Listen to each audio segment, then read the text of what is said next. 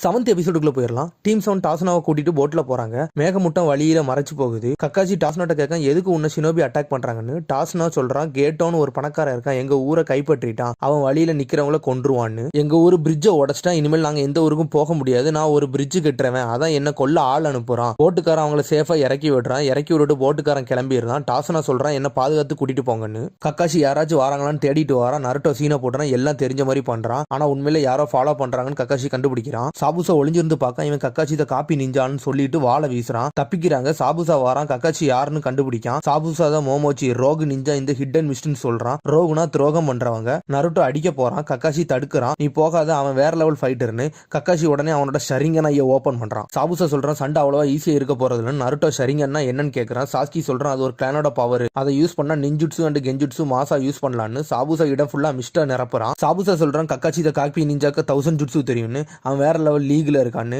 3 பேர் கக்காச்சி அதிர்ச்சியில பாக்காங்க. அப்பனா இவர் சாதாரண ஆள் கிடையாதுன்னு. சாபுசா தண்ணியில போய் அவனோட சக்கராவை அதிகரிக்கான். கக்காச்சி சொல்றான், சாபுசா சைலண்டா கொல்றதுல அவன் தான் ஸ்பெஷலிஸ்ட்.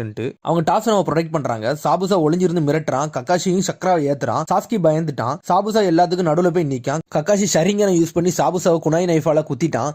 பார்த்தா வாட்டர் கிளோன் ஜுட்சு போட்டான். சாபுசா கக்காசிக்கு பின்னால இருந்து வெட்டுறான். திரும்பி பார்த்தா கக்காசி இதை காப்பி நிஞ்சா ஷரிங்கனை யூஸ் பண்ணி சாபுசா டெக்னிக்கே காப்பி பண்ணி அவனுக்கே போடுறான். சாபுசா கழுத்துல கத்தியை வச்சுக்கிட்டு கெத்தா நிக்கிறான் கக்காசி. இத்துடன் இந்த எபிசோடு முடியுது. அடுத்த எபிசோடில் சந்திப்போம்.